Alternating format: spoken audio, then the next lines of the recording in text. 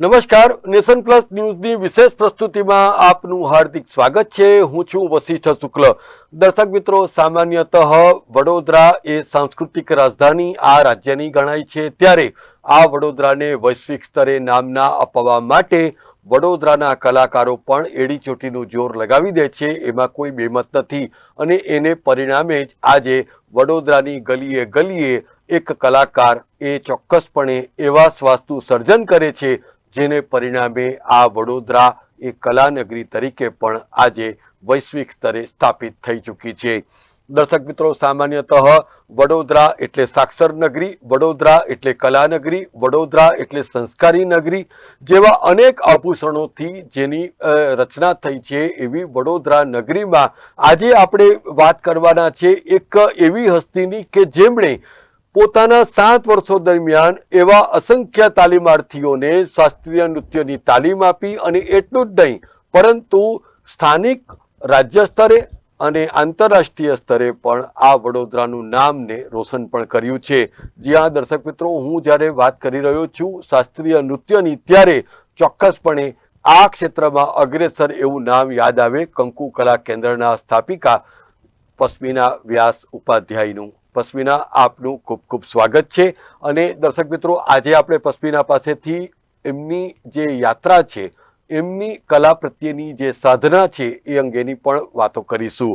તો સૌથી પહેલાં તો પશ્મિના, આપ અમારા દર્શકોને એ જણાવો કે આપ છેલ્લા ઘણા વર્ષોથી જે રીતે કથક નૃત્યના સંવર્ધન માટેની પ્રયાસો કરી રહ્યા છે, તો આ યાત્રા શરૂ કેવી રીતે થઈ? જેમ કે દરેક યાત્રાની શરૂઆત ABCD થી થાય, એવી જ રીતે મેં મારી કથકની કારકિર્દી બીકોમની સાથે ચાલુ કર્યું હતું. બીકોમ કર્યું અને એની સાથે સાથે કથકને શોખ માટે જ શરૂ કર્યું હતું. ધીમે ધીમે મને એવું ખ્યાલ આવવા માંડ્યો પોતાને કે મારે કથકમાં જ વધારે આગળ વધવું છે, એને જ મારે ફૂલ ટાઈમ પ્રોફેશન તરીકે લેવું છે. મારે કથકમાં એટલું ઊંડા ઉતરવું છે કે જેટલું શીખી શકાય એટલું શીખવું છે. એમ કરતા કરતા મેં મારા કથકના વિશારદના 7 વર્ષ પૂરા કર્યા. બીજા ક્લાસીસમાં શીખવાડવા તરીકે પણ, શિક્ષક તરીકે પણ જતી હતી. અને 2019માં મેં મારા પોતાના કંકુ કલા કેન્દ્રની સ્થાપના કરી, જેમાં મેં પોતે શિક્ષક તરીકે શીખવાડવાનું ચાલુ કર્યું. ઓકે, તો સામાન્યતઃ પશ્મિના, જેમ આપ જાણો છો કે આજનું જે યુવા વર્ગ છે, ખાસ કરીને જે તમે બાળ વયથી જ આ પ્રકારની તાલીમ આપો છો, તો એમનું જે ડેડિકેશન છે એને એક કલાગુરુ તરીકે તમે કઈ રીતે ઇવેલ્યુએટ કરો છો? ક્લાસિકલ ડાન્સ એક એવું શૈલી છે કે જેમાં કોઈ એજ લિમિટ નથી હોતી. જેમ કે નાનપણથી 5 વર્ષથી બાળક જોઈન કરી શકે અને અપર એજ લિમિટ કોઈ નથી હોતી, જેમાં 55, 56, 67 વર્ષ સુધીના બી સ્ટુડન્ટ્સ મારા છે. એટલે દરેક એજ ગ્રુપના છોકરાઓની અલગ અલગ ઇન્ટરેસ્ટ હોય છે, અલગ અલગ આસ્પેક્ટથી એ લોકો શાસ્ત્રીય નૃત્યને જોવે છે. શરૂઆત બધાની એક પોતાના શોખ કે ઇન્ટરેસ્ટ માટે થાય છે, પણ જેમ જેમ એમાં ઊંડા ઉતરે છે, ડેડિકેશનથી કામ કરે છે, એમ એના જે આસ્પેક્ટ્સ છે એને સમજે છે અને એમાં વધારે જાણવાનું, વધારે શીખવાની દરેકની ઈચ્છા થાય, અને એટલે જ એ લોકો એમાં આગળ ઓર નિપુણ થઈ શકે છે. બિલકુલ. તો સામાન્યતઃ જે આપ ખાસ કરીને જ્યારે વડોદરા નગરીને બેઝ બનાવીને આ પ્રકારની જ્યારે તાલીમ આપી રહ્યા છો, ત્યારે જે વડોદરાના મહારાણી છે રાધિકા રાજે ગાયકવાડ, અને એમના દ્વારા જે સીધા માર્ગદર્શન હેઠળ જે ઉદ્યોગાલય ચાલી રહ્યું છે, ચિમનાબાઈ ઉદ્યોગાલય, ત્યાં પણ આપ ફેકલ્ટી તરીકે કામ કરી રહ્યા છો. તો કયા પ્રકારની જે અલગ જોનરમાં પણ આપ જઈ રહ્યા છો, એનો કેટલો ફાયદો થાય છે વડોદરા નગરીને? એટલે કે શ્રી મહારાણી ચિમનાબાઈ સ્ત્રી ઉદ્યોગાલય છે કે આપણા જે મહારાણી છે વડોદરાના, રાધિકા રાજે ગાયકવાડજી, એમના દ્વારા ચલાવવામાં આવે છે. એમાં પણ હું કથક ફેકલ્ટી તરીકે છેલ્લા 3-4 વર્ષથી જાઉં છું.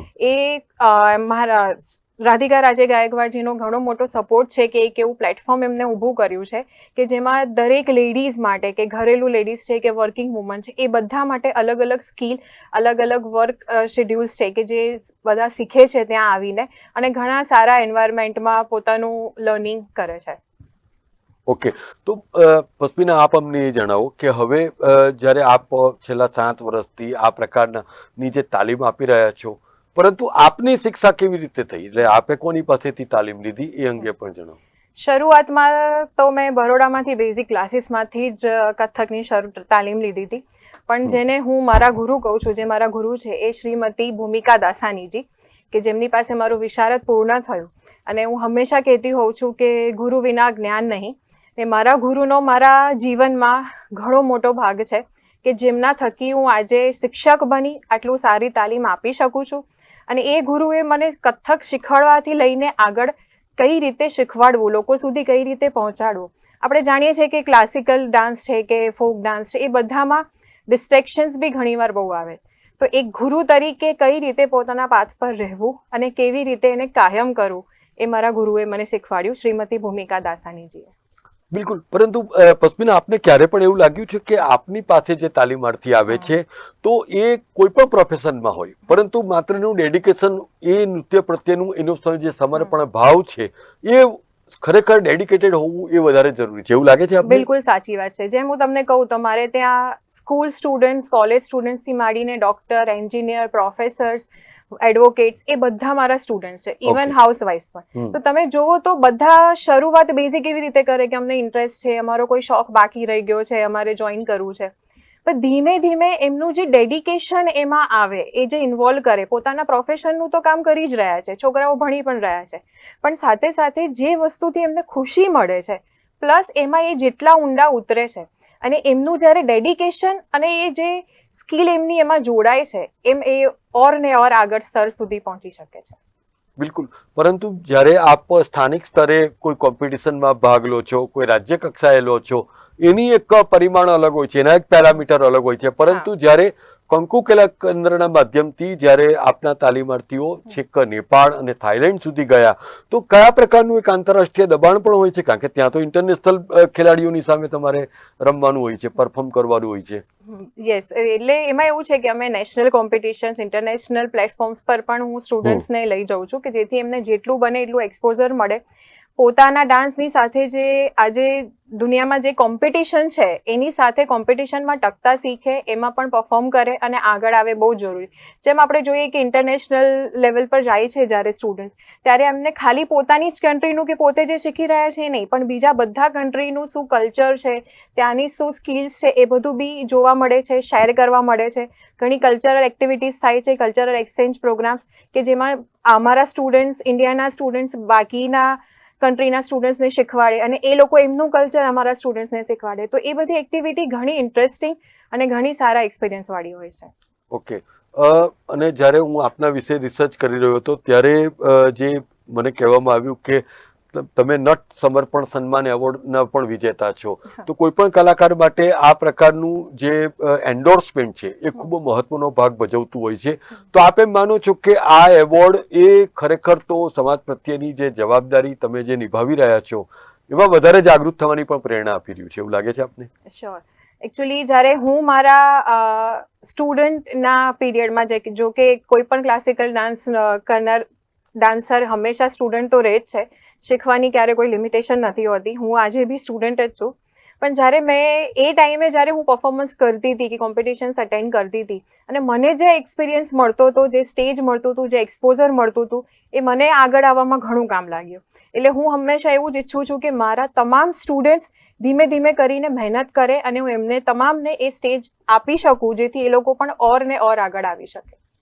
બિલકુલ. અને આપ એમ માનો છો કે ઓવરઓલ અન્ય મેટ્રોપોલિટન સિટીની કમ્પેરિઝનમાં વડોદરાના જે કલાકારો છે અને વડોદરાનું જે વૈભવ છે એ સાચા અર્થમાં આંતરરાષ્ટ્રીય સ્તરે પણ એટલો જ એન્ડોર્સમેન્ટ પામી રહ્યો છે, જેને કારણે કલાકારોને પણ એક ચોક્કસ પ્રકારનું એક બુસ્ટ ફેક્ટર મળી રહ્યું છે, એવું લાગે છે આપને? સાચી વાત છે. આપણે જેમ જોઈએ તો ગુજરાતમાં ક્લાસિકલ નૃત્યને લઈને, ફોક ડાન્સને લઈને કલ્ચર ઘણું સારું છે. પહેલાનો એક સમય હતો કે જેમાં શાસ્ત્રીય નૃત્યને સમજનારા લોકો બહુ ઓછા હતા. મતલબ તમને બહુ રેરલી સ્ટુડન્ટ્સ મળે કે જે ડેડિકેશનથી ક્લાસિકલ ડાન્સમાં ઇન્વોલ્વ હોય અને લાંબો સમય સુધી પેશન્સથી કરે. એક વસ્તુ તો એ છે કે ક્લાસિકલ ડાન્સ શીખવું ને એ ખૂબ જ પેશન્સની વાત છે. એટલે એ પેશન્સ સાથે તમારા પર્ટિક્યુલર ફિલ્ડની સાથે આ ફિલ્ડમાં ટકવું, ડેડિકેશનથી કરવું અને એટલી મહેનત કરવી એ ઘણું અઘરું છે. પણ બરોડામાં આજે તમે જોવો તો લોકો ક્લાસિકલ નૃત્ય પ્રત્યે ઘણા જાગૃત થયા છે. ઘણા પેરેન્ટ્સ પોતાના છોકરાઓને ઈચ્છે છે કે ભલે બીજું કશું પણ કરે પણ એને એક શાસ્ત્રીય નૃત્યનું જ્ઞાન હોવું જરૂરી છે. અને છોકરાઓ બી જેમ જેમ આજકાલ એકબીજાને જોવે છે, સમજે છે, એમ ઘણું એના પ્રત્યે સમજ ધરાવે છે અને ઘણા ઇન્ટરેસ્ટથી કરે છે. પરંતુ આપને એમ લાગે છે કે જ્યારે આપ ક્લાસિકલ ડાન્સની વાત કરી રહ્યા છો ત્યારે આપણે કથકમાં તમે જે રીતે ટ્રેનિંગ આપી રહ્યા છો, તો કથક નૃત્ય એ સામાન્ય એટલે પર્સનલ લાઈફમાં પણ આમૂલ પરિવર્તન લાવી દે છે એવું લાગે છે આપને? બિલકુલ સાચી વાત છે. જેમ કે મેં કીધું કે એક પેશન્સની વાત છે. શાસ્ત્રીય નૃત્યમાં તમારે એક સ્તર સુધી નિપુણ થવું હોય તો એમાં પેશન્સ જોઈએ. હવે તમે જુઓ કથક, તો જેમાં અમે કહીએ છીએ કે યતો હસ્ત તતો દૃષ્ટિ, જાણે કે જ્યાં તમારો હાથ છે ત્યાં તમારી નજર છે.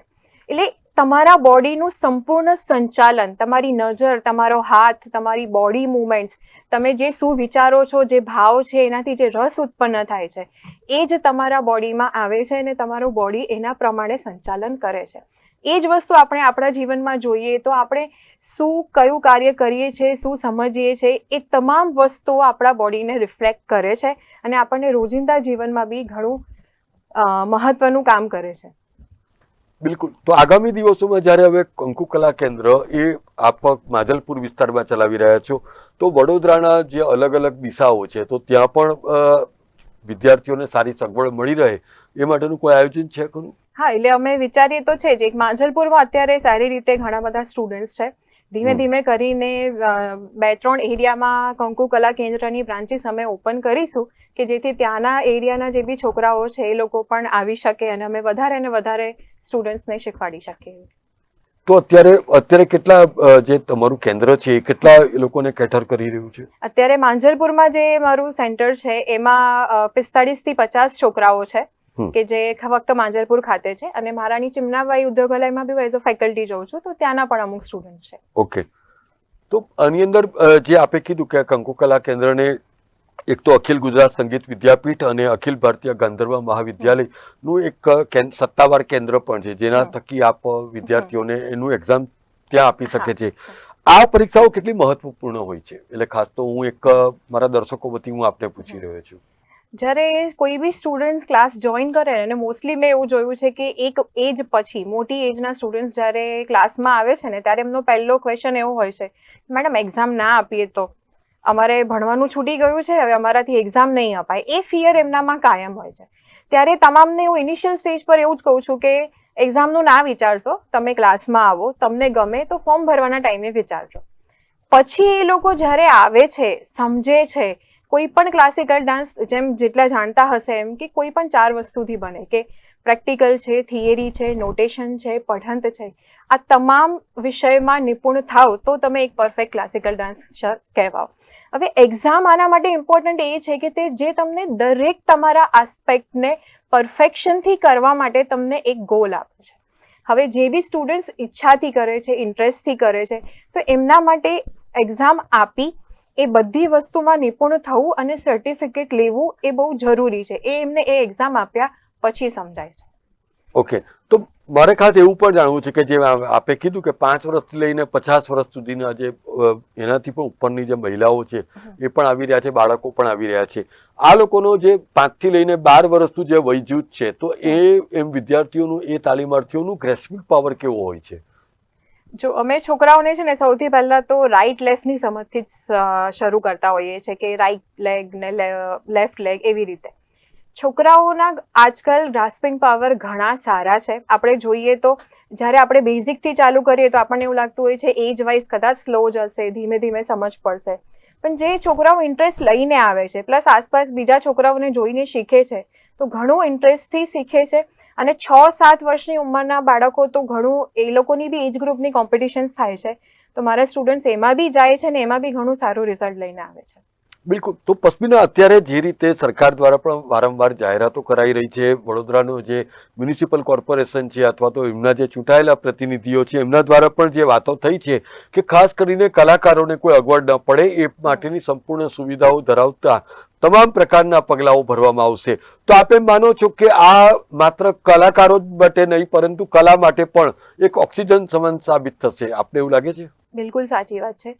કલાને જેટલો સ્કોપ મળે, જેટલું આગળ એને વૈચારિકપણે વધવાનો મોકો મળે, એટલું જ એ તમામ સ્ટુડન્ટ, શીખનારા લોકો અને આપણા વડોદરા શહેરના લોકો માટે પણ બહુ જરૂરી છે. જેટલું લોકો જાણશે, જેટલા સ્કોપ મળશે, એમ આગળ વડોદરાનું કે ગુજરાતનું, આપણા દેશનું નામ રોશન કરી શકશે. એ બહુ જરૂરી છે. તો આગામી દિવસોમાં કંકુ કલા કેન્દ્રનું વિઝન અને મિશન શું છે? અમારી ઈચ્છા એવી જ છે કે બને એટલા વધારે ને વધારે છોકરાઓ અમારી સાથે જોડાય, મને મોકો મળે હું એટલા તમામ સ્ટુડન્ટ્સને શીખવાડી શકું અને જેટલું એમને પ્લેટફોર્મ આપી શકું, જેટલા સ્ટેજ આપી શકું, કોમ્પિટિશન્સમાં લઈ જઈ શકું, જેથી એ લોકોને વધારે એક્સપોઝર મળે અને આપણા વડોદરા શહેરનું, ગુજરાતનું ને આપણા ભારત દેશનું નામ આગળ રોશન કરે એવી મારી ઈચ્છા છે. તો આપ વડોદરાની જે અલગ અલગ જે શાળાઓ છે તો એમને પણ એપ્રોચ કરવા ઈચ્છો છો? એનું કારણ છે કે અત્યારે સ્ટુડન્ટ તમારી પાસે આવે છે, પરંતુ તમે શાળાઓમાં જઈને આ પ્રકારે બાળકો માટે કોઈ સ્પેસિફિક ક્લાસીસ લઈ શકો એવું કંઈક આયોજન છે ખરું? હા, ચોક્કસપણે અમારી ઈચ્છા એવી છે કે જેમ કે અત્યારે અમે ક્લાસીસથી કન્ડક્ટ કરીએ છીએ સ્ટુડન્ટ્સને, પણ જે બી સ્કૂલમાં આવા કાર્યક્રમો ઘણા બધા સ્કૂલમાં અત્યારે શાસ્ત્રીય નૃત્ય બી ચાલે છે, બહુ ઓછા લિમિટેડ પોર્શનમાં છે, પણ જે પણ શાળાઓમાં આ કાર્યક્રમ ચાલે છે અને છોકરાઓ આમાં ધીરે ધીરે જોડાય છે એ બહુ જરૂરી છે અને આગળ પણ આ વસ્તુ થાય ને વધારે શાળાઓમાં બી આ કાર્યક્રમો થાય અને અમે શીખવાડી શકીએ એવી ઈચ્છા છે. બિલકુલ. તો આજે જ્યારે આપ નેશન પ્લસ ન્યૂઝના સ્ટુડિયોમાં છો તો એક કલાગુરુ તરીકે અમારા દર્શકોને શું મેસેજ પાસ ઓન કરવા માંગો છો? શાસ્ત્રીય નૃત્ય એ આપણા ઇન્ડિયાના ટોટલ 8 ક્લાસિકલ ડાન્સ છે, જેમ આપણે જાણીએ છીએ. દરેકની અલગ હિસ્ટ્રી છે, દરેકનું અલગ ઓરિજિન છે.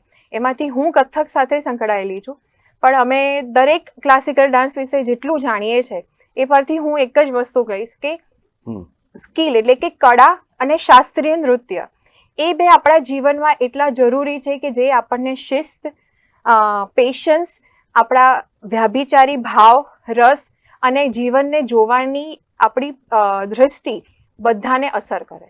જો તમે કોઈ બી વસ્તુમાં પેશન્સથી, શ્રદ્ધાથી જોડાઈ અને પૂરે દિલથી મહેનત કરો તો એ તમને આગળ ખૂબ વધારે છે, તમારું નામ કરે છે અને તમને ઉચ્ચ સ્તરો સુધી પહોંચાડે છે.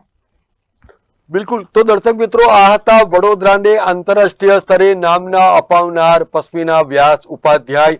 કથક ડાન્સ એકેડેમીના માધ્યમથી તેઓ વડોદરાના જે બાળકો છે, મહિલાઓ છે, યુવાનો છે તેમને તાલીમબદ્ધો કરી રહ્યા છે. પરંતુ આજે એમની વાત પરથી એક વસ્તુ અત્યંત સ્પષ્ટ થાય છે કે કંકુ કલા કેન્દ્ર દ્વારા મંડાયેલા આ કંકુ પગલા એ ચોક્કસપણે વડોદરાની ધરતી માટે સુકન્યાળ સાબિત થનારા છે.